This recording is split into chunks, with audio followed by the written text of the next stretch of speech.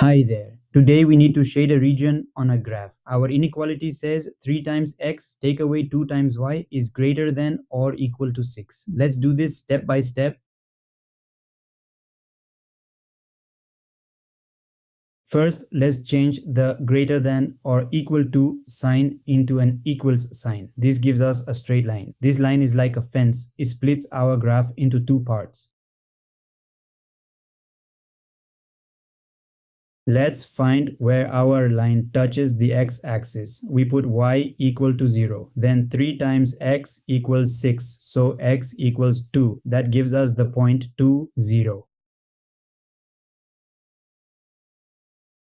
Now let's find where our line touches the y-axis. We put x equal to 0. Then negative 2 times y equals 6. So y equals negative 3. That gives us the point 0, negative 3.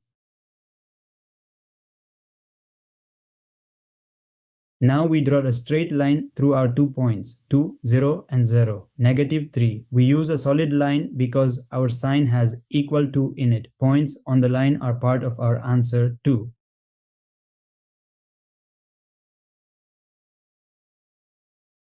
Now, which side of the line do we shade? Let's test a simple point. We pick 0, 0, which is the origin. We put in x equals 0 and y equals 0. We get 0 and 0 is not greater than or equal to 6. So the origin side is not our answer.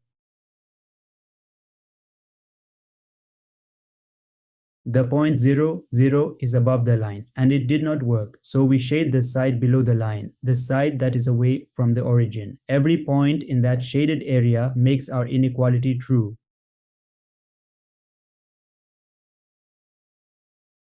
Great job. Here is our final answer. The shaded area below the solid line is the solution region for 3x take away 2y is greater than or equal to 6. Every single point in that blue shaded area makes our inequality true. You did it.